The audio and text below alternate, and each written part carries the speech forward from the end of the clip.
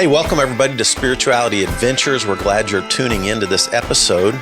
We are a viewer and listener supported podcast, so we really appreciate you listening, watching on YouTube. We really encourage you to subscribe to whatever platform you're using. If you're on YouTube, hit that subscribe button, or if you're on Apple or however you listen to a podcast, be sure and subscribe. We greatly appreciate it.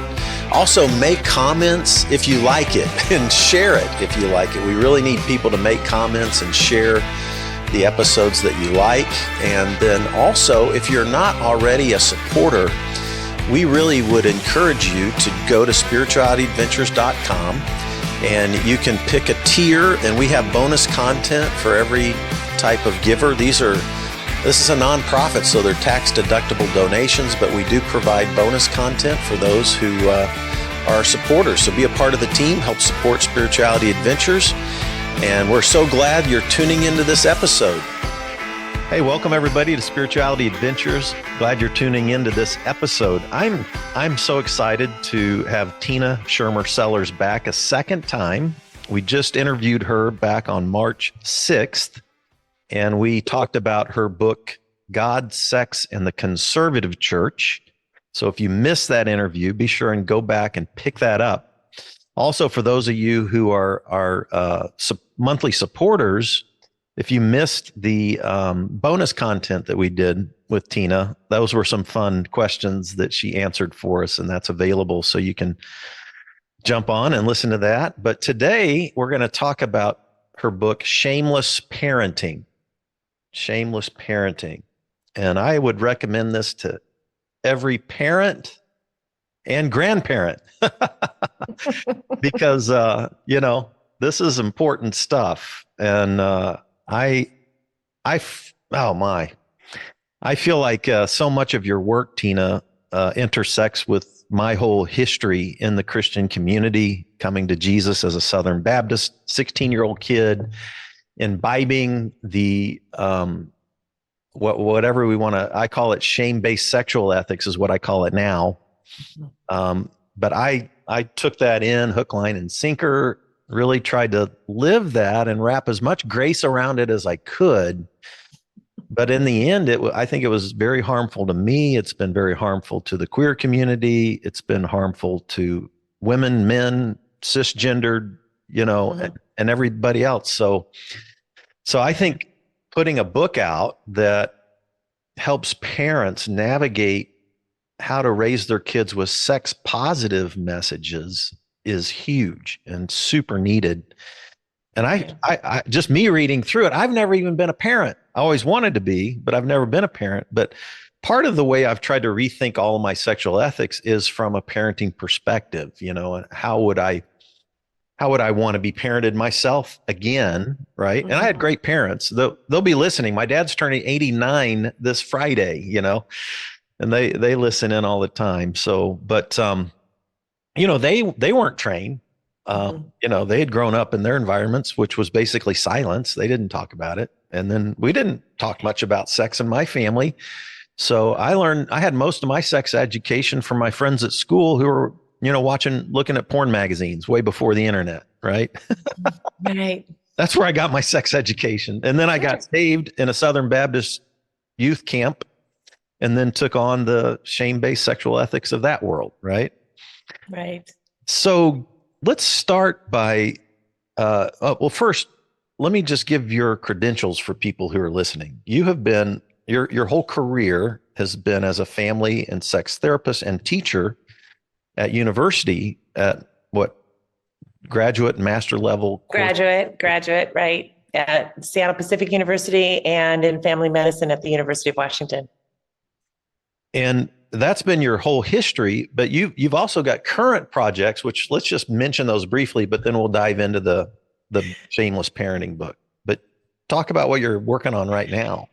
So I ran an institute that trained clinicians of all types, so therapists, doctors, also teachers, clergy, on sexual health understanding their sexual biases, and getting just firm, solid core knowledge about sexuality and human sexuality, and how to also come alongside people who describe themselves as having sexual concerns, right? Or pain or whatever. I ran that for 9 years, just recently sold it. And so it will continue to do that good work. And then I started back in January a organization called inanarising.org. And this is an organization also for clinicians. It's for psychedelic assisted therapy trained doctors and psychedelic assisted therapy trained therapists who are, all of them are licensed and do their work, but they're beginning to also integrate this new research that is coming out on the effects of some psychedelics on being able to heal trauma in people.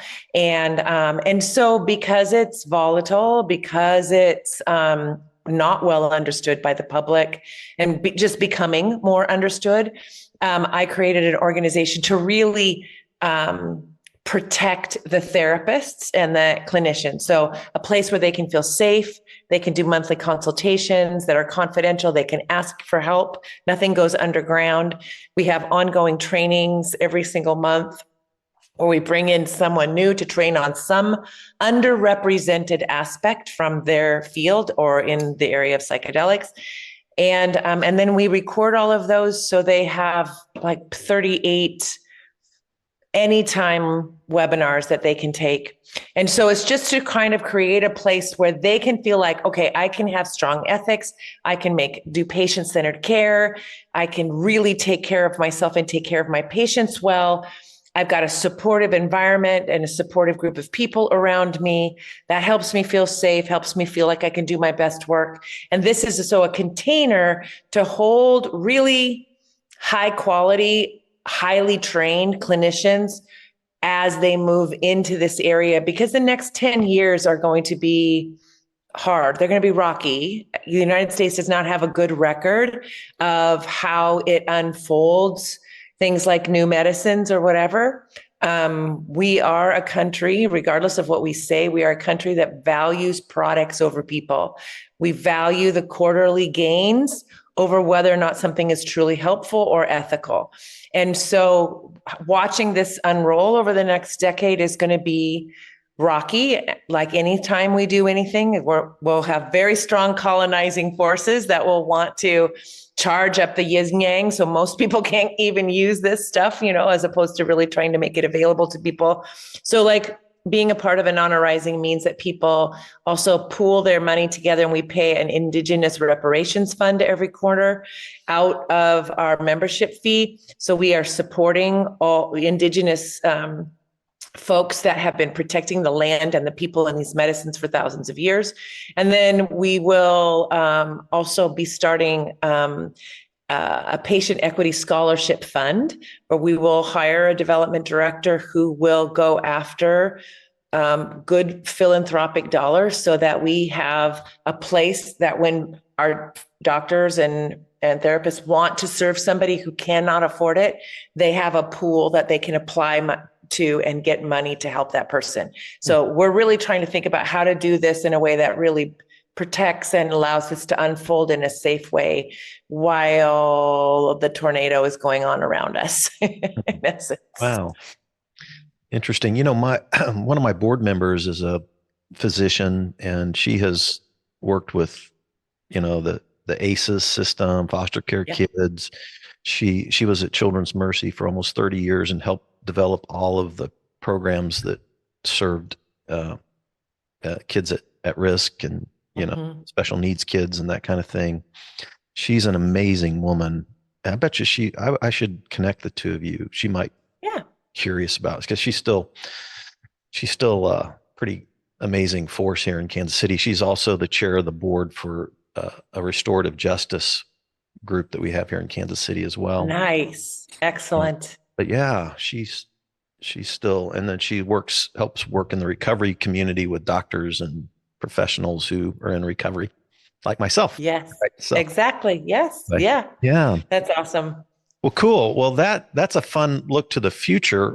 I want to take a minute based on your Shameless Parenting book and dive into the past just a bit to uh, give us the lay of the land as you see it and how uh, so the culture that I grew up in, I was at Baylor University. I remember Josh McDowell coming to our chapel and talking about why wait.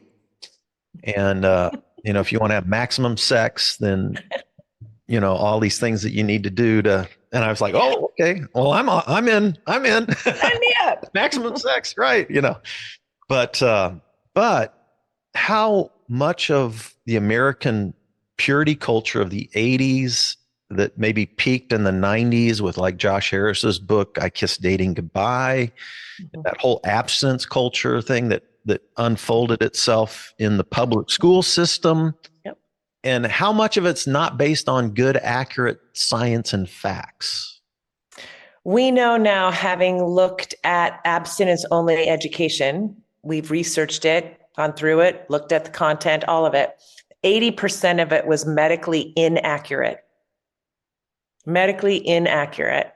And right now, there are only 18 states in the United States that have passed laws requiring that whatever sex education they teach, it must be medically accurate. 18. That's it. And that number has only changed by a few in the last decade. We're not moving the needle at all. And so what's unfortunate is most people like you got their sex education from their friends and from media. Media is fantasy.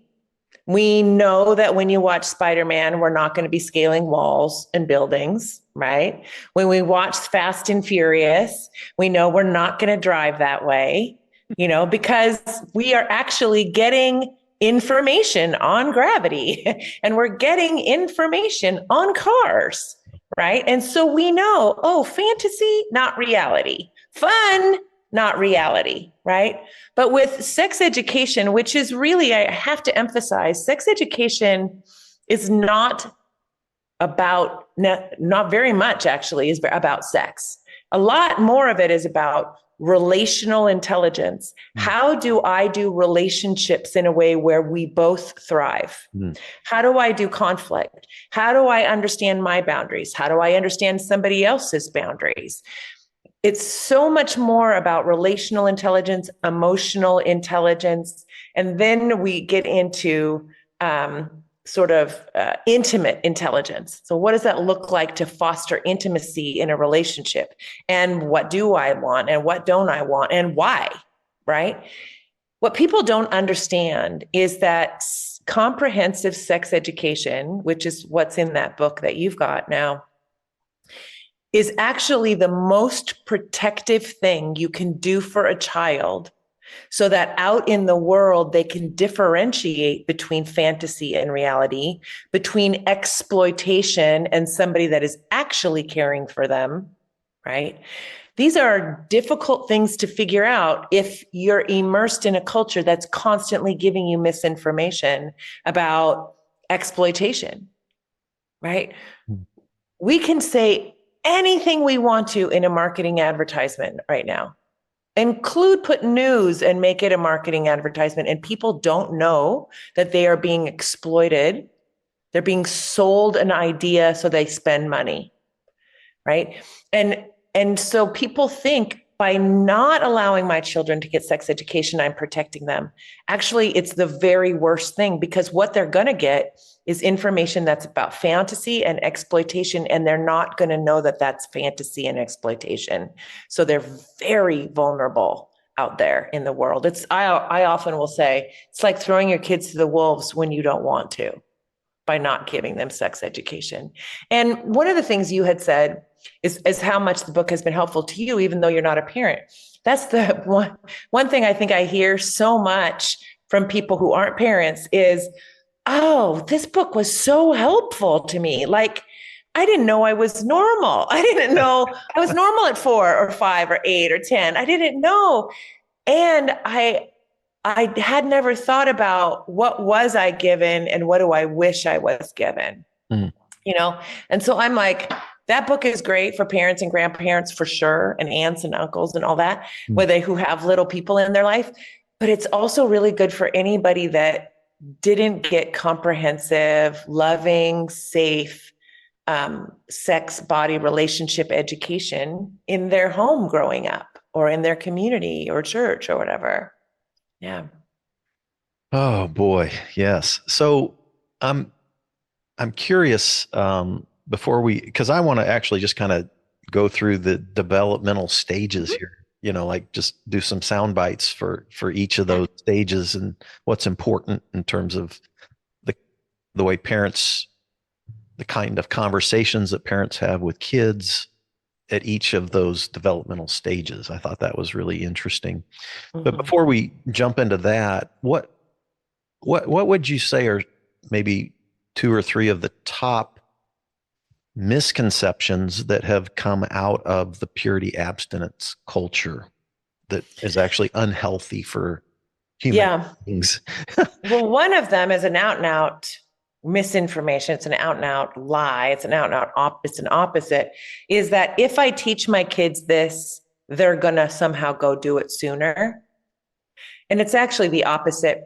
If you raise your child to understand about the power of an automobile and what it takes to fix it, and you don't shield them from, yeah, if you are under a substance and you're driving, something could happen, da, da, da. You don't shield them from that. They're much more likely to be thoughtful than if you hide it and not telling them anything, right? And we would never think of handing keys to a 16-year-old when we had kept them from learning anything about it, right? We wouldn't do that because we would know it's dangerous. Mm. And so I think that idea that I literally had a mom whose daughter was graduating from our marriage and family therapy program. I was sitting next to her at a luncheon, and my daughter was with me at the time. And I think she was probably 19 or so at the time. And I said, yeah, in our family, we talk about everything. I would never do such a thing. That means your kids are going to do it. And I said, actually, that's the exact opposite.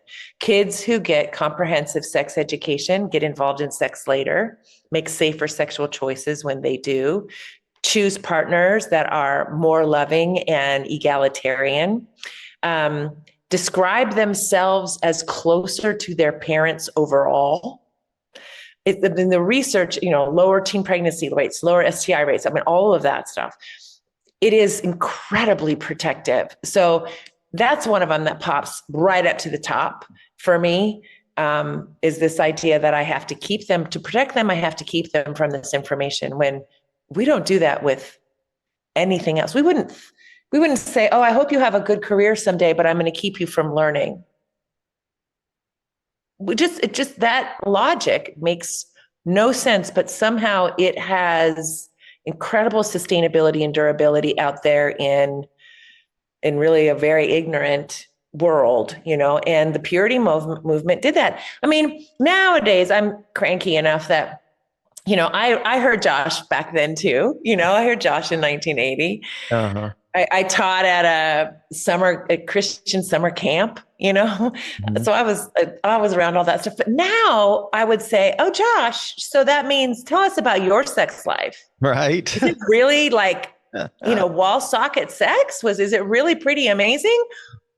Or is it like something you have to cultivate in your relationship in order to keep it from becoming a transactional kind of thing? Mm. Like, be honest with us. So people like Josh and, oh gosh, I'm blanking on names, but the sort of, focus on the family types, they are the ones I really give the responsibility to for fanning the flame of purity culture, and not just purity culture, but a United States Senate, pulling in politicians to get behind this. So we were passing laws that were actually religious laws. We're supposed to have a separation of church and state. It stopped in 1980 when we started passing laws to put religious education in public schools, which is what abstinence-only education was. It was religious education. Yeah, and 80% of it was not medically accurate. Right. One of the things that I've bumped into, which for me, like I went through pretty major meltdown, and then I just started pastoring again about 1 year and 3 months ago to a very small, open and affirming church. And so, we have many people that from the queer community, but what's interesting is that a lot of people from my previous church, which, was evangelical type, sort of a grace-based, charismatic light, non-denominational event. Well, it was a vineyard church, but anyway, gotcha. A lot of those people came over the last year or so, probably 300 or more, but hardly anybody has stayed because, number one, we're open and affirming. And then I've noticed that there's so many parents, even I know parents who would lean toward being open and affirming, but they're raising their children and they're worried if their kids are around gay people that they'll turn into gay people. Right. And they're hearing those messages. I can't even tell you how many parents I know that are fearful of that, even though they're loving, good-hearted people who probably friend or two, but they're worried about their kids turning into gay people. Like there's a lot of people that don't want their kids to be gay. And of course, if I tell that to my queer friends who I love to I'm like, I'm a parent without kids. And I'm like, I would love to have a kid like you, Exactly. And I'm like, you're like one of the most loving type people I've ever known, Yeah. So like, would I be fair to having my kid turn into that? But it's the whole cultural content. It's the hate that goes on in America. I mean, there's a lot of reasons why parents are right. And I often, what will change people's minds is an actual relationship with a real person. Right. And so like you have relationships, I have relationships with all kinds of different people. They have made my life and made me, it's just so much richer. Like I understand nuances I wouldn't have understood if I only hung out with people like me or whatever, and then you end up thinking, oh, you're missing some of the beauty in life by not getting to know a trans person or several, a gay person or several, a non-binary person or several, or a different ethnicity than you, a different race than you, whatever, like all of those. There are really lovely, wonderful people that share different identities than you, and taking the time to get to know them will change you in ways that will make you more like a loving, grace-filled, more like Jesus, right? A loving, graceful human. It's like the opposite. It's like your kids will grow up with more love, more inclusivity, more appreciation for diversity, all those things. And it'll add spiritual journey, Right. Exactly. And I just, but we have to understand that people are allowed to say anything on network TV, on any of our media, right? And so there are a lot of people who the sound bites they're hearing are telling them things that are flatly untrue about people who are different than them, flatly untrue and harmful to those people and harmful to them because it's making them scared. And from that fear, their life and world gets smaller. And then they make their child's life and world smaller. And what's going to end up happening is that as children are out in the world, meeting all kinds of different people, their world is expanding and they'll just stop coming home and telling you about it. Because your world seems narrow and you're always scared and anxious. And so they're like, well, I'm not going to tell mom or dad about this, about my new friend who's this or that or the other thing, because they'll just freak out, And so kids go underground. If you want to have an open relationship with your child, you have to open yourself up. Yeah. To have that same curiosity that children have, like, oh, that kid has a pretty smile. I want to go play with them. Right. They don't care, Yeah. Tell me how you are and I will love learning about it. I mean, that's a child's attitude. And shame-based sexual ethics just push everything into the darkness, right? Right. Everything. Like, what would be an interesting survey if we could get all of the Southern Baptist pastors in America to be honest, right. Tell us how many of them waited till they got married to have sex. It was 12% or less. That's the average. You actually know that. Is that right? No, I don't know if that of Southern Baptist pastors, but I wouldn't imagine that it's different than the general population of religious people. It's less than 12%. Because I know a lot of those pastors and I know the stories. It's like, but then continued to propagate the shame that they lived with and that they grew up in. Right.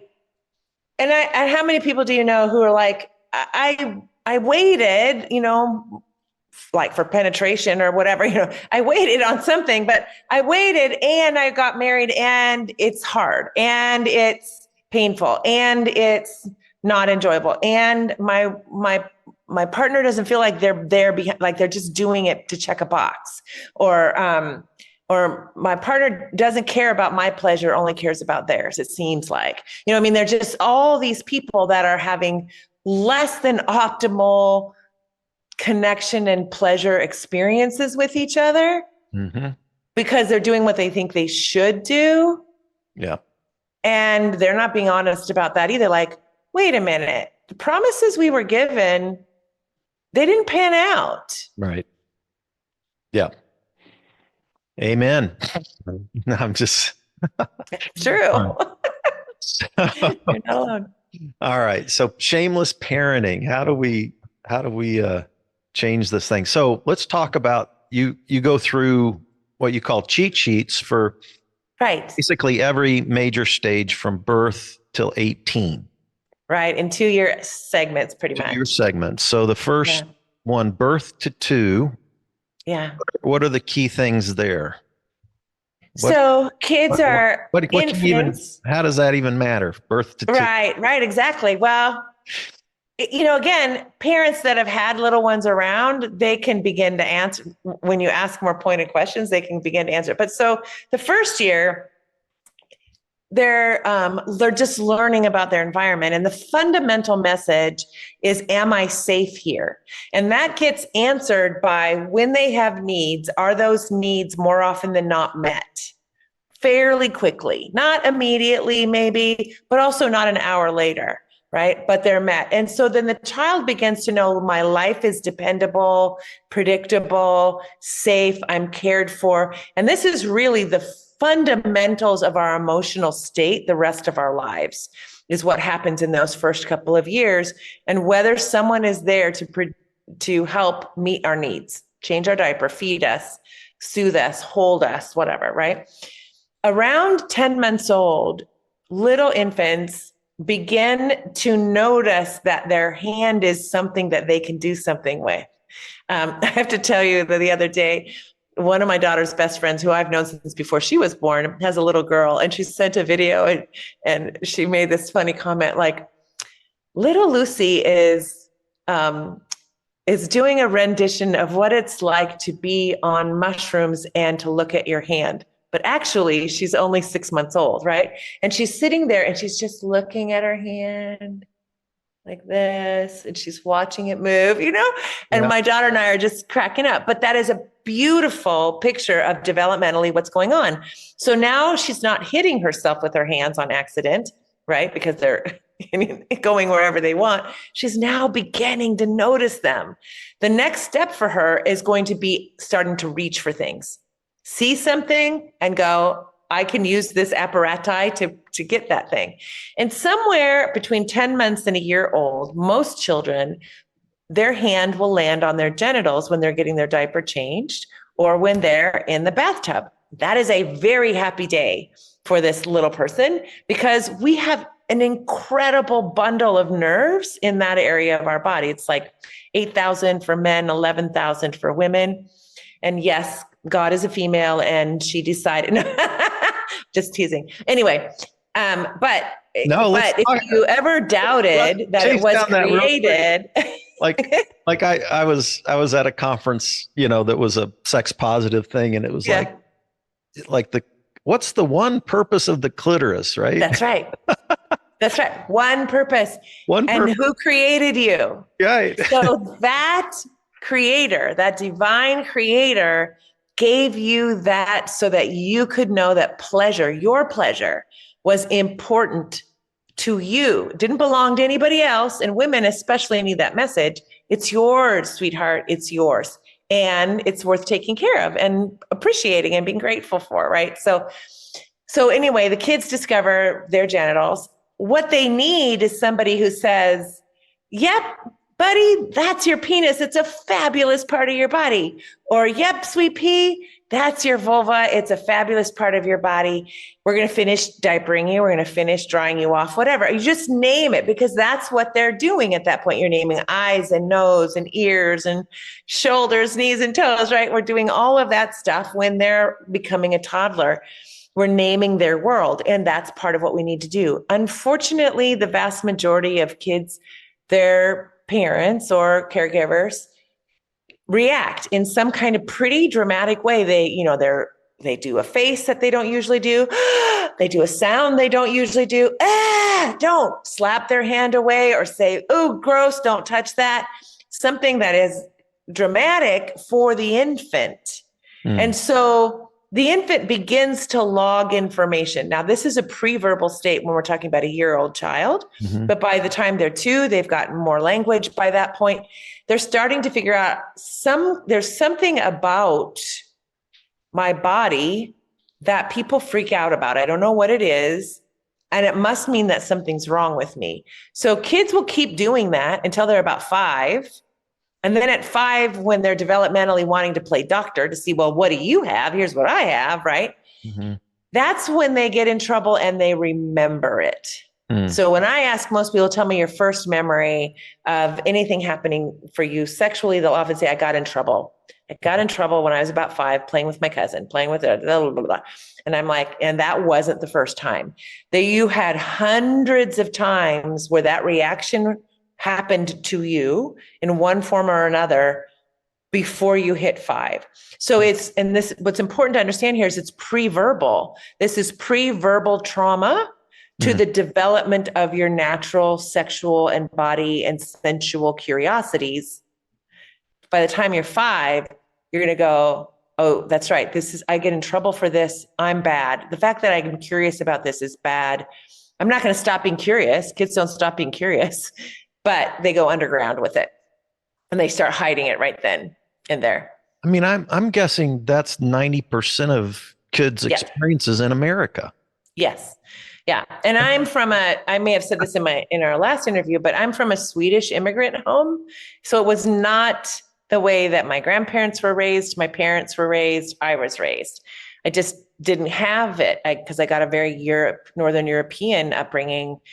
So that's why when I learned about what was happening in America, it was so sad to me because I got to grow up thinking all bodies are great. Everybody's body is great, no matter what it looks like. You know what I mean? Like I had tons of old people around me when I was little, and I loved them.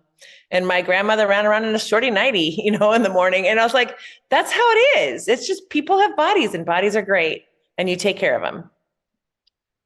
I still have friends in the evangelical community are brilliant, smart, educated, who still have this sense that there's something wrong about pleasure.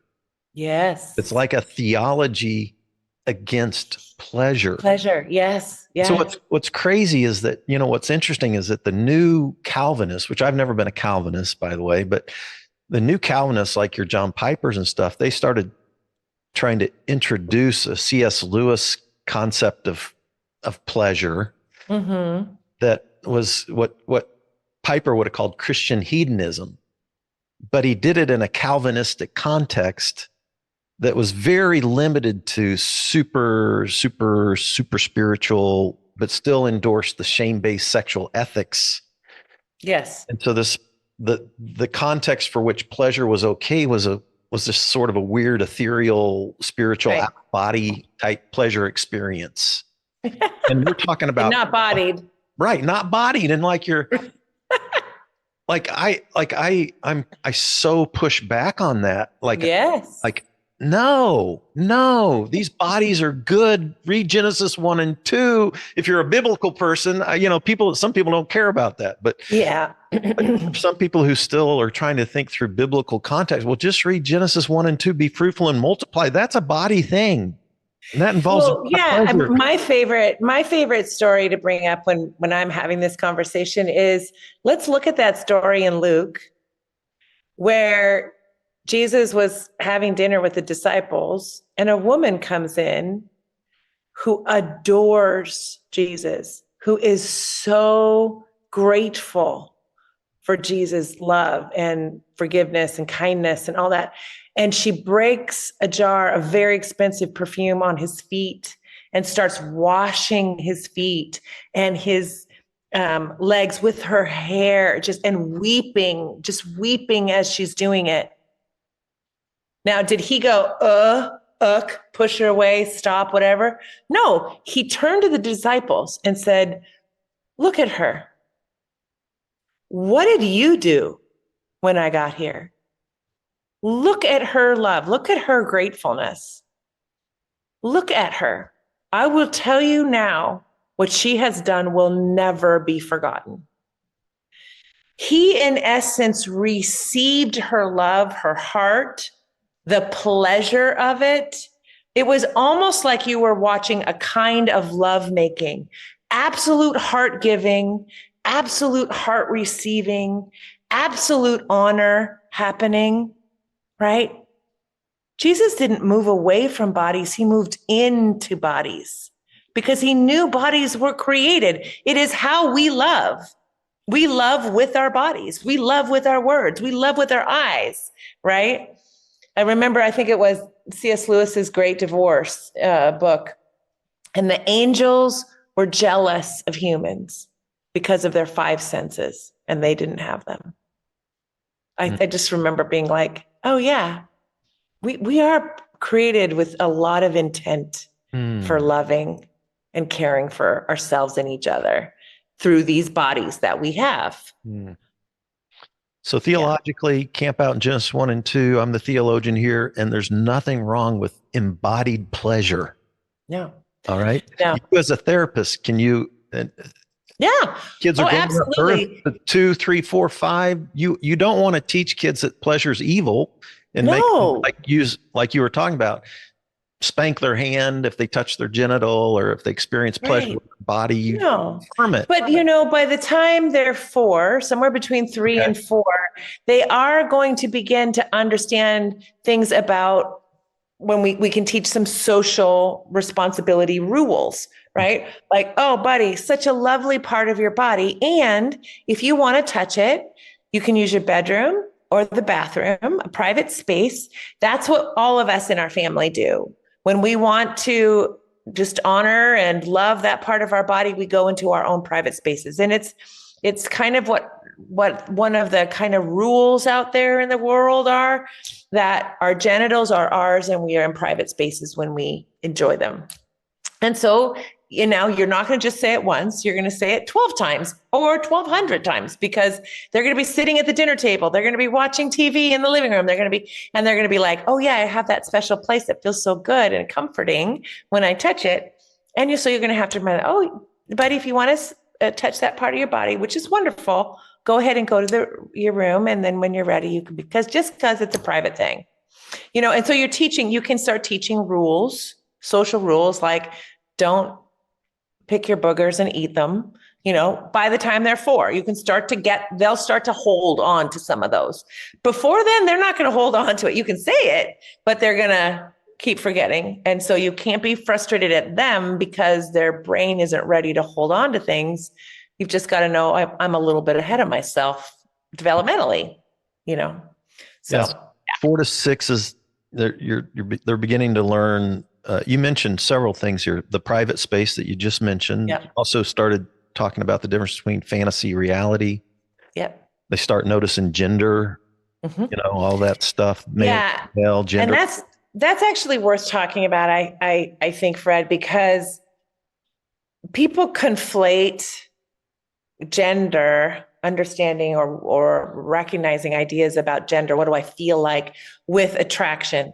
Who am I attracted to? Those are completely separate things. And who I feel like on my inside often begins to emerge 3, 4, and 5 years old, And so most kids feel like what was assigned to them, right? If they have a vulva, they feel like a girl. If they have a penis, they feel like a boy. If you ask them, even you can have tomboy girls. They love to roughhouse and all of that. But if you ask them, what do you feel like on the inside, a boy or girl? They're going to often say girl. But there's going to be, I don't know, 2% or 3% or whatever of kids that are going to be like, I know I have boy parts, but I feel like a girl. Or I know I have girl parts, but I feel like a boy. I want to have a different name. I want to wear these clothes. I want to go to do these things. And if it persists, you need to really listen to these kids, because if you don't, if you force them to be something that they aren't, you have to understand kids only know to be authentic. That's all they know how to be. So if you begin to force them to be something inauthentic, it will grate against their soul. And many of these kids are suicidal by 10. Isn't that bizarre? I mean, yeah. Well, it just shows you how important it is to have parental support. Wow. So, like, if you think about, and from a technical perspective, can we talk about gender fluidity? Sure. I mean, not that Yeah. you're going to impose this on your kids, but I think parents fear this fear that parents can have of, oh, I don't want my kid to be gay or this or that. And yet, and that, And yet, gay is about attraction. Gay is not about gender. yeah. And gender, how do you distinguish, say, between gender and gender fluidity and then biology?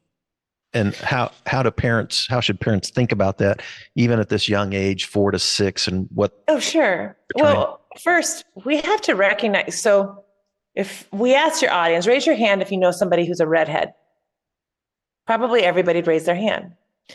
That's how many, same number of people that are redheads, the same number of people are intersex, Mm-hmm. meaning that when they were born, there was something going on such that they are on the gender fluid spectrum, right? I don't know how they feel on the inside, but their body is not biologically boy or biologically girl. It is on the spectrum.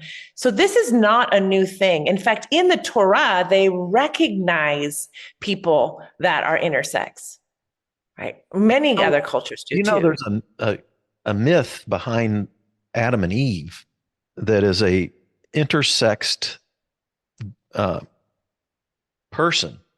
Uh-huh. Then Huh. when creation comes, that they're split in two. This Uh-huh. there's Yeah. Stephen Patterson wrote a book on the Forgotten Creed, and he has a whole chapter on digging into this because the intersexed uh, God, Yeah. of the Right. Greek and Roman culture and all that kind of stuff. Mhm. Yeah. This goes way, way back. Yeah. And there are, fish are intersexed and flowers are intersexed and there's Oh, mammals yeah. that are intersexed. There's humans that are Right. born with both Right. sexual with a penis With parts. and with Yeah. parts, right? Absolutely. Yeah. There's women whose I don't know who's listening to this, but whose clitoris is almost like a penis, and Yeah. all these kind of things. It's Oh, interesting. yeah. It's not so. From my evangelical background, we wanted to like make it so binary and cut and Right. clear and Yeah. not acknowledge any sense of fluidity, either biologically or cultural gender Spiritually. issues. Yeah. Like Yeah. so many gender issues are culturally based, right? Oh, Not absolutely. We're not Absolutely. hardwired into the biology. Oh, Yeah. But correct me if Yeah. I'm wrong, but No, you're absolutely right. And yet we have other cultures, the Thai culture, many of the American Indian cultures. Um, there's a Samoan culture that recognize people who are on that spectrum, somewhere on that spectrum, called Lady Boys in Thailand, called Two Spirit by the American Indians, or, whatever. And so this has been a part of ancient cultures. mm-hmm. We, in our colonizing kind of, we're going to think about things like white, black, male, female, well, who does that serve and who doesn't it serve? And if we are erasing, 5% of our culture, 5% of the people who would describe something different for themselves, right? Is that what Jesus would do? No, those would be his friends. Those would be his disciples. He'd be like, we got to learn together right here. But yeah, we do this, even though it is strictly against how I can imagine Jesus responding. He'd be like, yeah, you're special. You're extra special, actually, And so how people feel on the inside is so much more varied and colorful than we have allowed for in recent history in the United States. Right. And I think that's why we're seeing some of these numbers go up, is that kids are feeling free amongst their peer groups to be like, what kind of dress up do I feel like? What do I feel like? And some of it is stuff that they're just trying to figure out who they are. And some of it is going to stick because it is who they are authentically. Attraction, though, emerges a little bit later, a couple years later. And then you'll hear kids saying, like, I have a crush on so-and-so, and that's attraction. Right. So that, and I would say to parents that are afraid of their child being trans or afraid of their child being gay, one, nobody could make a child be gay or trans any more than I can make you, if you're straight and cisgendered, I could make you trans, right, or I could make you gay. It just doesn't work that way. That's we're right. attracted to who we're attracted to, and we feel like what we feel like on our insides, right? It just is. But I just feel like parents, if you want to stay close to your kids, listen to them. Trust that they know something about themselves. Whatever they tell you, say, that's cool. Tell me more about that. I want to learn. And if you change over time, I'm going to want to know about that too. That's fine. Like, whoever you are, I will love because you're my child. Right. And then just let them unfold their life in front of you. What a blessing and a gift that is for a parent. You make your child be somebody that they're not, and they're just going to pull away from you. And they will stay pulled away from you. So in this 4 to 6 to 6 to 8 range, you mentioned age play as important. Yes. Like age, playing with their kids their own age. Age. The other thing you start introducing at the 6 to 8 deal is our media world, and how that's right. Even the ubiquity of porn, right? Right. Sure. It's everywhere. It's on your phone. Because kids are getting exposed around age 9 now, we say. And so you want to be ahead. You want to be able to say, hey, if you're ever at a friend's house or whatever, and they pull up something on the internet or whatever, and it's scary to you, or it's naked bodies doing what seem like unkind or weird things or whatever, or it even is interesting to you, I just want to be able to explain to you what you're seeing. So let's make sure that you come home and just talk to me about it so I can tell you a little bit and learn with you. And because some of the things out there in the world are not as loving and caring and affirming as what you experience here at home. And I just want to help you make sense of the world as you start learning and getting exposed to the world. So I talk about that. The other thing about playing with the same age is the average, when a child is sexually abused, okay, that somebody comes in and brings an older or more adult kind of sexuality to their little child person sense of things. The average age is 6 and the average perpetrator is 20 and is somebody that the family knows. Okay. Which means that 6-year-olds are independent, they're precocious, they have got great language, they've got great ideas on what to do. They're out there a little bit and they're supervised a little less than your 5 and your 4-year-old. So what I'm saying to parents is, please make sure that your children, if they're playing unsupervised or playing with somebody that's within 12, no more than 18 months older than them, because when you have a child that starts to get 2 years or more older, that child has the cognitive capacity and often the size to create a power difference between them where they can manipulate the younger one, they can coerce them, they can talk them into things, they kind of know how they're thinking, right? Whatever, like, I remember when my son, I think my kids, my daughter and son were like 5 years apart, and my son I told them to go clean their room. And my son, I heard him say, I'll give you a lollipop. So he's like 9, she's like 4. I'll give you a lollipop if you clean my room. And I pulled him out and I'm like, dude, would that feel good if you had been the other way around? If she was 9 and you were 4, would that feel fair to you? And he said, no. And I said, then let me tell you what that's called. That's called a power abuse. You knew you could manipulate your sister. She adores the ground you walk on. But being able to do it and doing it, you have to ask yourself the question, is this kind? Is this fair? Yeah. Does this make sense? Would it be okay if the shoes were on the other foot? You need to answer those questions because you have power being 5 years older. And we live in a world where people are allowed to abuse their power. And you, my son, are going to grow up knowing about power. So you make good choices about how you use it. Wow. I was raising a very good looking white boy who was going to be tall. I knew he needed to know this stuff, right? Yeah. And so it's not because kids are bad. We are human. We want what we want. There's nothing wrong with that. But when there's a power differential, the older one can manipulate the younger one. That is a power abuse. And so it's important that kids know about that. It's also important that they have time where they don't have to manage that. They're within a year, they're around the same size, they think about the same, and then you just let them work it out together, if there's not a big difference. But, there's a good amount of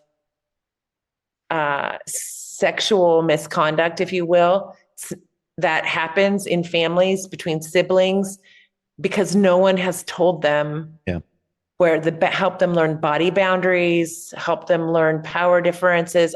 Again, we don't teach it.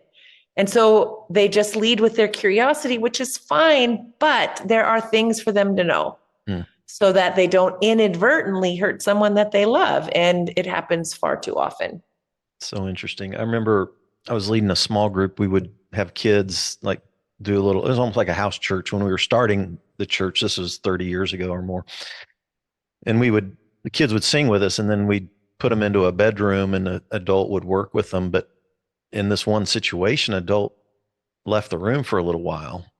And one of the 5-year-old boys tried to do oral sex on another 5-year-old boy. And this came out because the boy that was sort of I guess reported somehow or another. And so then it was like pretty traumatic, right? To find out that here you are taking your kid to a house church and then they get abused. Yeah, but so again, we have to say, okay, so they were 5 and 5. And 5. Yeah. So it's not a power differential. But, no, but what a 5-year-old does not naturally think about oral sex. So this was my thought. And I said, well, I asked the parent of the kid who did it. And I said, who's watching this kid, who he's hanging out with, who's babysitting him? Well, it turned out that there was a babysitter who had been abusing that kid. Yep, that's right. Just mimicking what had been happening to him. That's right. That's exactly right. That's exactly right. Yeah. It was honestly for the family who didn't know the babysitter was doing that. It was obviously it was good because we're able to cut it off and find it. And how much how much damage does that do to a kid, those two 5-year-olds from that situation? Well, it doesn't. You understand what It doesn't have to create damage. Again, there's not the power differential, but there's so much you can be teaching at 2, 3, 4, 5 about body autonomy. Your body belongs to you. You get to touch your body. I'll be with you when you go to the doctor. If a doctor is touching your body, like, you're going to get some say, and other people get say too. And so that's why when you're tickling your sister and she says no, I say you must listen, or vis-a-vis, whatever, like, you have to teach them body autonomy. If they have some of that, then the kid can be like, I don't want you to do that to me. Push him away, because the power is the same. But if the kids aren't knowing, it feels good. Right? It feels good. And so then we need to take the kids and talk about how what was hurt was you didn't get to come to age 8, 9, or 10, whatever, and hear about oral sex and be like, oh, that's interesting, right? You're not older, right? When you're little. And so now you don't get to developmentally just unroll to that point. Now you know it at 5. Again, it doesn't have to mean that anything is going to be wrong, except for somebody needs to say, you know what? 5-year-olds don't usually think about that kind of a thing. And some older person introduced that idea to them. And that was really sad, because he didn't get to learn it on his own. And then he did it to you. And that wasn't good either, because you didn't get to have much say. And then you start teaching about body autonomy. It doesn't have to be a gigantic thing, but it does require teaching, and in a non-shaming way, the context, so that they understand a little bit about how to put that in a place in their brain. Yeah. Yep. So, how much are you, do you have any flexibility? Do you have a hard deadline here? I want to be mindful. I don't have a hard, let's see. No, I have to be somewhere. No, I don't have a hard, I'm good for a bit longer. Yeah. So when we get into the 8 to 12, I'm going to combine a couple of these, the 8 to 12. At some point, like, masturbation even begins to be a topic, right? Somewhere in that. Or not?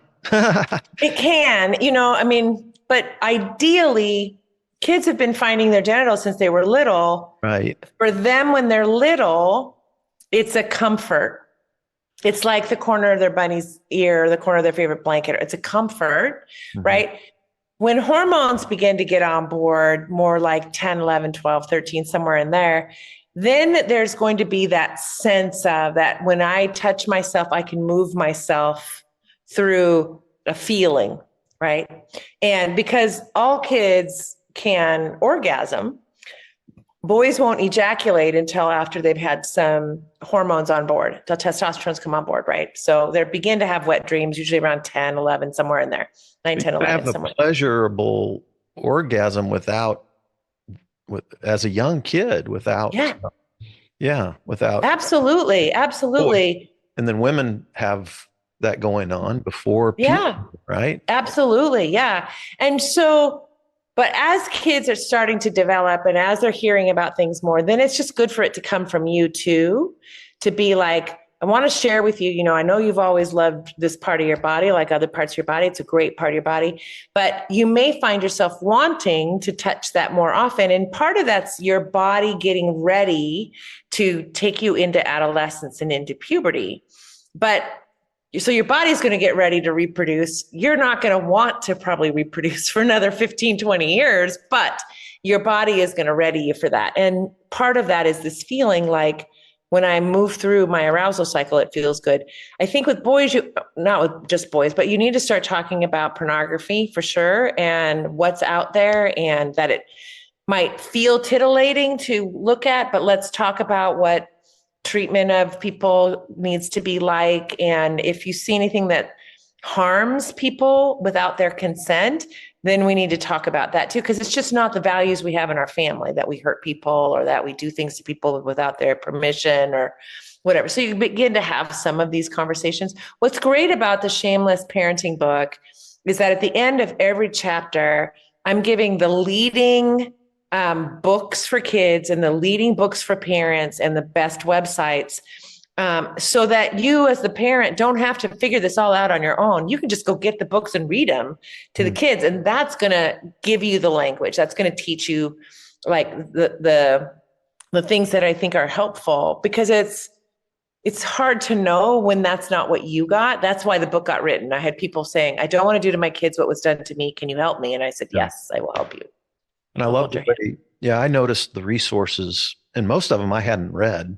And of course, I haven't been a parent, so I wasn't like staying on top of all this. But then, sure, of course. Same time, I loved how you use this to have to create conversations with parents and to challenge parents to think about the way they were raised, and that whole dynamic of opening up the conversation to everybody. But let's talk about masturbation for a minute, because like, here I was at 14, I was smoking weed and wanted everybody to get high. I thought the world would be a better place. It was the 70s. 1974. I was a smart kid. I had good grades, but I also wanted to get high. And I saved at the Southern Baptist Youth Camp. And then, before I got saved, I thought, I wanted to have sex, but I was so shy that, I didn't do it. I was too nervous, too shy, and all that kind of stuff. And then all of a sudden I get saved, and all of a sudden it's like, well, is masturbation okay? And I remember as a Christian kid at 16, 17, trying to find resources out there in the evangelical Christian world about masturbation. And there was almost nothing. I know. Nothing. And then the only thing that got said was, Jesus, don't lust. So the way that got interpreted and internalized to me as a 16, 17, 18-year-old, which I carried through so much of my life, was like, you shouldn't even think sexual thoughts, let alone masturbate. Right. It's all wrong. It's all evil. And then, so then all of a sudden you've got this internal battle going on against your own biology, and you feel guilty pretty much every day of your life. How many sexual thoughts do teenagers think? How many year-olds think? And I'm like, yeah, of course. Like, holy crap. You just feel guilty every day of your life. You feel shame all the time. All the time. Yeah, I know. It's horrible. How do we help Christian parents who, don't want to turn their kids into, whatever, but how do you? So here's the message that I think, and you may have people that will disagree with this, but I tell you what, I've raised 2 boys in their 30s and guided many others, and the kids thrive when they're given some parameters, right? So you let them know your body is readying itself. You're going to feel a need to move through your arousal cycle to ejaculation or to orgasm. That is evolutionary. That's part of your body getting ready to have children.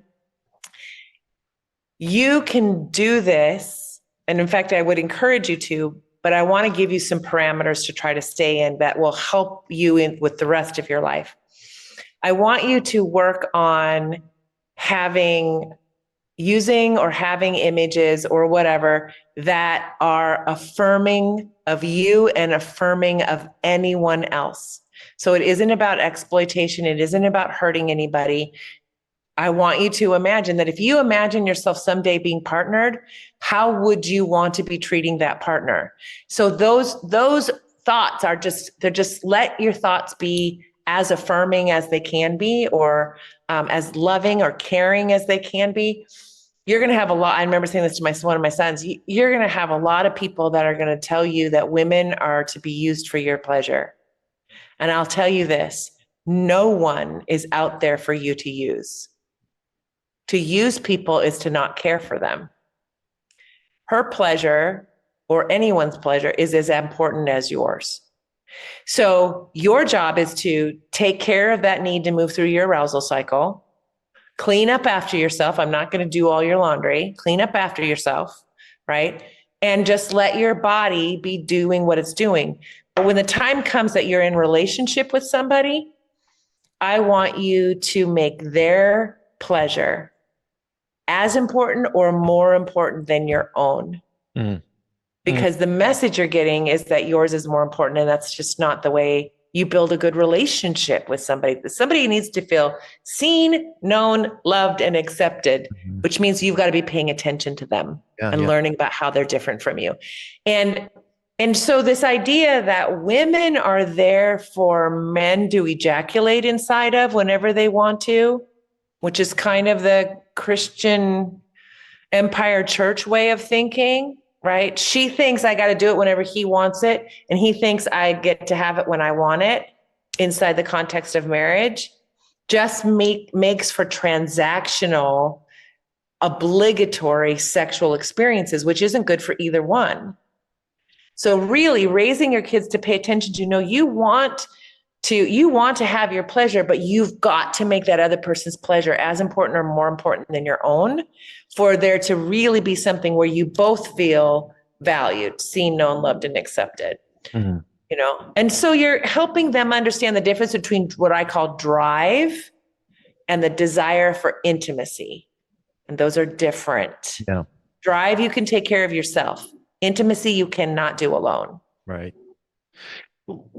Help me with this, because I've tried to rethink even that statement of Jesus's, in the Sermon on the Mount of all places, if you've committed, thou shalt not commit adultery, but if you've lusted, and that word lust is a Greek word, epithuma. And I just think that most evangelicals have interpreted that word as including even fantasy you would have about sex if you're masturbating by yourself. Yeah. I'm looking at this now after all I've been through, and I'm like going, that's just so against, like, I can't imagine God, a loving God, creating us with this beautiful body of pleasure and then telling us that there's no way that you can enjoy it. And it's simple and dirty and rotten and everything if you ever do it. Yeah. No. I'm trying to say there's a difference between epithuma is actually talking about adultery. Mm-hmm. If I'm married or another woman's married and I'm like coveting her, mentally like actually wanting to have sex with this actual woman and commit adultery. And it's almost like an obsession. That is what epithuma is about. That's right. And that you need to talk about that with your therapist and not do that, right? But deal with it. But the other side of it is like fantasy and masturbation and privacy. I don't want to say that's wrong or evil. I think it's a part of being human. Well, and it is. And is there any evidence that that's bad for you? Like, no. In fact, quite the opposite. I was talking to my therapist who was a DBT therapist, and she was telling me, like she knows guys that will masturbate 12 times a day and just spend hours looking at porn and masturbating. And of course, you draw lines somewhere, but some of these things aren't probably healthy for you, right? But how do you? Well, I mean, you can be using the move through your arousal cycle to avoid emotional pain, avoid what's happening at work, avoid whatever. And then you're using it like you're using money or you're using alcohol or you're using whatever to not be present to your life. That's a different kind of thing. That's what would feel like out of control. I think is going to end up being in the DSM. Right? What is? Actually, addiction? The sexual addicts, sex addicts? No, it won't. Never going to end up being there? You don't? No, it won't. Do you like what Patrick? The research doesn't support it. Okay. Do you like what Patrick Carnes is? No. You don't? Okay. No. And I realize that a lot of Christian churches support his certified sex addiction therapist. Do you know that those therapists out of I don't even remember how much it is. It's a pretty extensive training program. They have, I think it's like just a couple of hours on sexual health and understanding your sexual biases.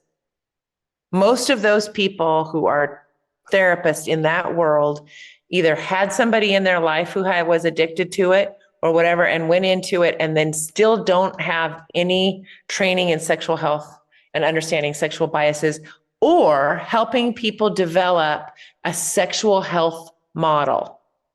What does a sexual health model look like for this person?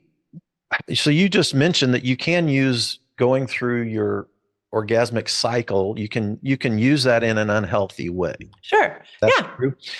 Yeah. How do you help people navigate what that and so how do So you you find out what their triggers are, you find out what they're trying to avoid, you try, and what's happening, what's underneath it all, what the triggers are, what the shame is, whatever, and you deconstruct that and heal that.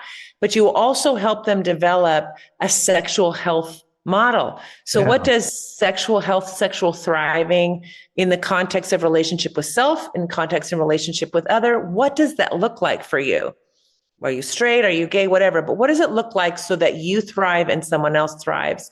And you provide for them the education that they need, but then also help them construct a model that they can now see that they can work towards. Mm-hmm. Right? I think what some parents worry about is if you throw open the door to, hey, masturbate all you want, have as much pleasure as you want. I think then they worry about that leading into I know. kinds of things that are unhealthy, right? Yeah. That's a Yeah. fear I think that Sure. parents have. And I can honestly say I can tell you so many men's group that have, through the years that have tried to help men not think sexual thoughts. And certainly that whole arena is crazy. Think about Doesn't work. the millions of dollars that have been made on books like, Every Man's Battle. Right. Exactly. And that's a whole book on trying to teach men not to ever have any sexual thought ever in their life. And if they see a movie or they see this or that, you're like, we have contemporary people that are still putting out books like that in the Christian world. Jay Stringer, for one, has a things, quote unquote, built on research. I actually know because I met with him before doing his research that his research was paid for by a bunch of white evangelical men who told him what the results of his study were going to be. Wow. And he went ahead and he asked me, and I said, that's not research. Do not do that. And then build a platform. But he did it anyway. Wow. People are still out there doing this. Yes. So, yeah. So help how to tell parents what the real research behind masturbation is. Just curious. So masturbation is it's a natural thing that kids are wanting to do. And it's because our adulthood is not at 15, our adulthood is at like 30. The average kid is getting married between 28 and 32. Okay. If they're partnering, it's much later. And so their body is ready to reproduce at 14, 15. Between 13 and 15, boys have 20 times the amount of testosterone downloaded into their body from when they were younger. Wow. So I often say they go from being a bicycle to a rocket ship overnight. Wow. But meanwhile, no one's telling them about it. Yeah, no one. They're all keyed up. They're this, they're having erections when they don't want to, all of it. It's like, sweet pea, here's what's going down in your body, and so feel free, take a shower in the morning, masturbate then, do whatever you need to do. But it's your responsibility to take care of, and to take care of in a way that you feel like you're honoring your body. And you feel like if somebody else knew about it, that, who was, sexually aware or whatever, they would see, oh yeah, that you're taking care of yourself, and girls and boys or all people who are feeling the urge, they just need to help their body do that because it's part of sort of evolution. But I would say to my kids, you're not going to probably want to get married until you're much later. And I actually would like for you to wait because the amount of learning that you do in your 20s is profound. And you will choose a better partner at 28, 29, 30 than you might choose, I don't know, at 18, 19, 20, 21. Oh, okay. So, I was not afraid of my kids becoming sexual before they got married. I wanted them to know how to treat themselves and know how to treat other people and learn to be a really good partner and a really good friend. That was more important because I knew that would help them be more successful in their life. Oh man, gosh, this is such deep stuff. I mean, really, because the evangelical world that I was immersed in, this is just still so much taboo and shame. Yeah, can't even hardly talk about it. So 15 to 18. Yeah.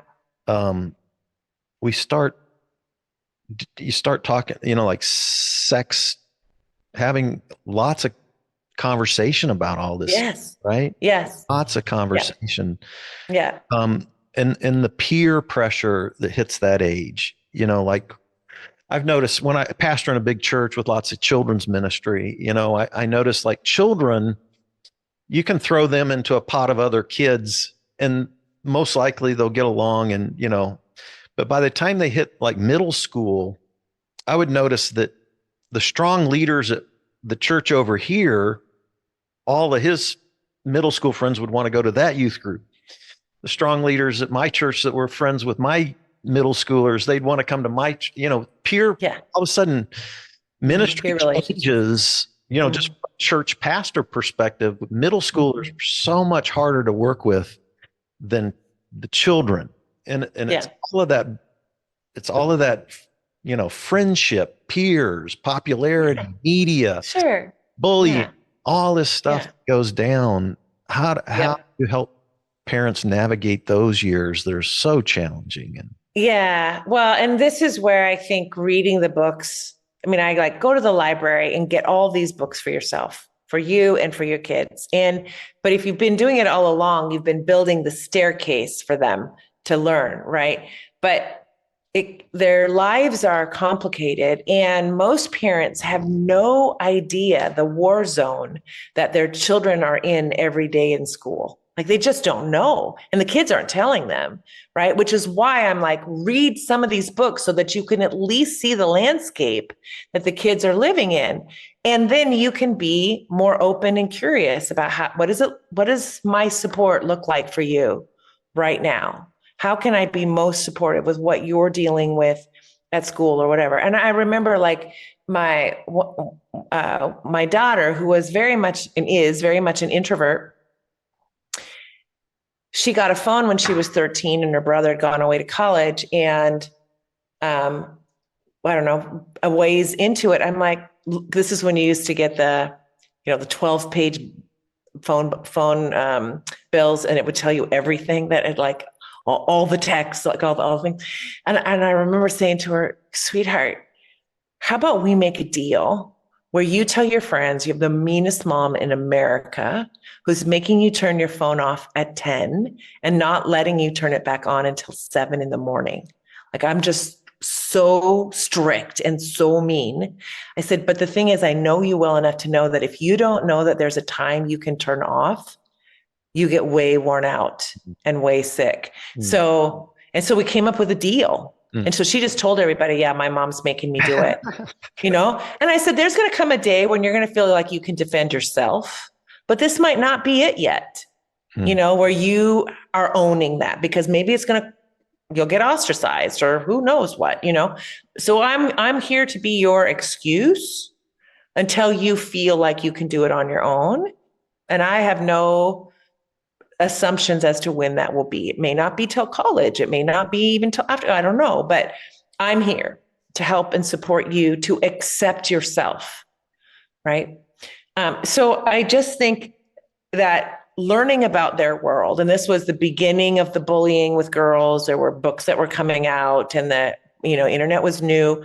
It's even more complex now than then. And parents often have no clue what kids are going through, at all.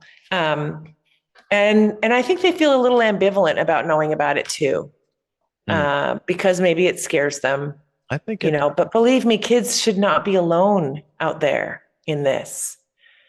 And it's a place I think youth groups have been good, over the years there've been other semi-adults, right, that were there saying, tell me about life and tell me what's going on.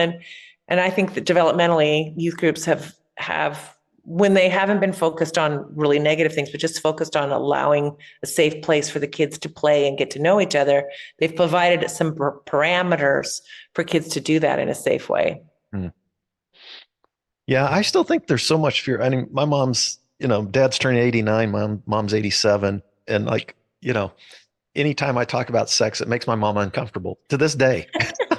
So like, probably won't want to listen to this podcast, Yeah, I know. All the time. But it's, it's just it's so fascinating. And yet I love And your it's last multi-generational, isn't it? years. And I loved your last chapter. This is your adventure too, spirituality Yes. adventures, right? And you did the little an acronym ORCA, Orca, right.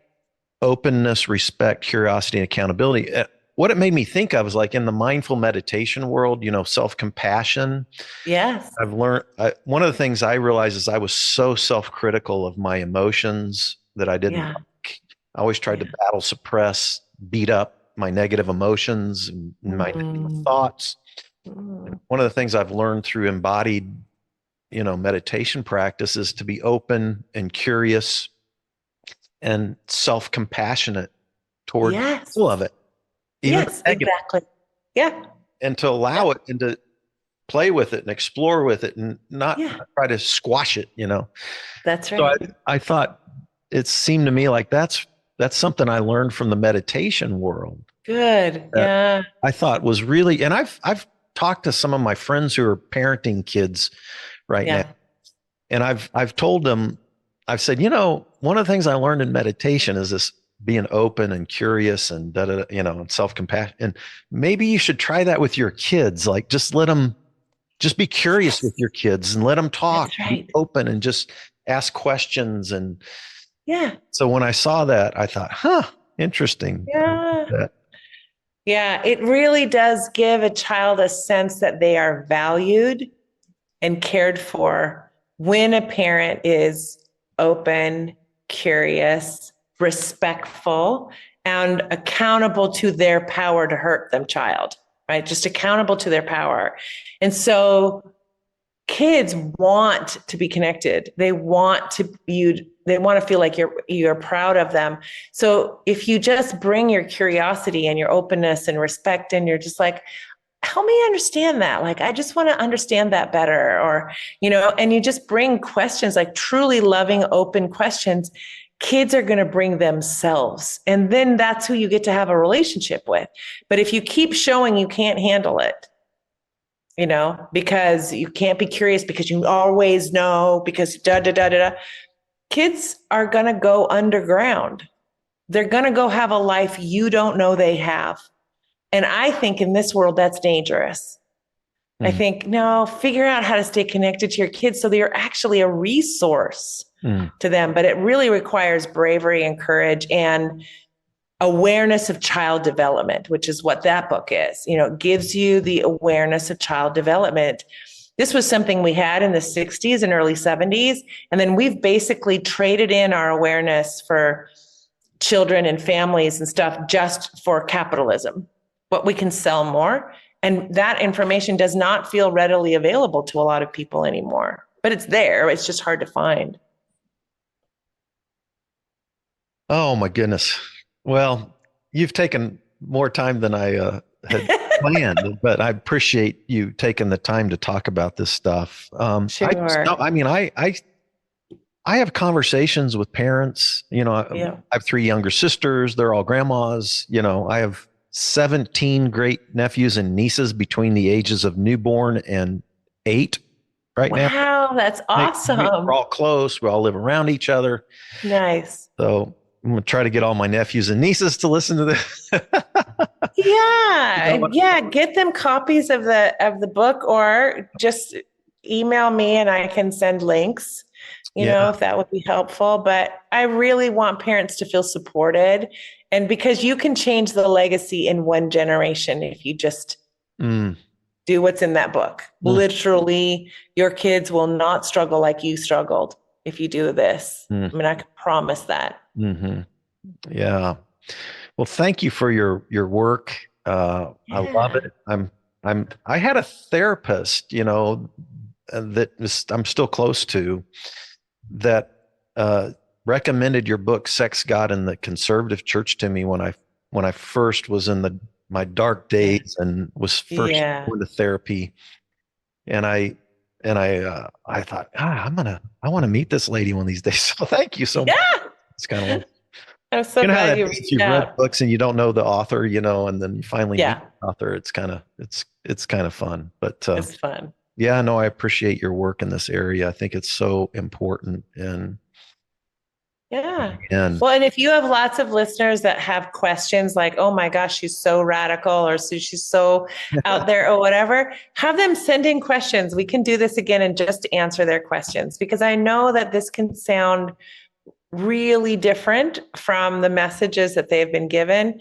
But all the stuff that I write about in both books is grounded in research and grounded in outcomes, the kind of outcomes that parents want. You know, parents want kids that are they're connected to, kids that are making good choices in the world and choosing really good partners and thriving in the world, you know, and where they can ride their kids' mistakes and be like, yeah, well, I wonder what you might learn from that so that you don't have to go through that again.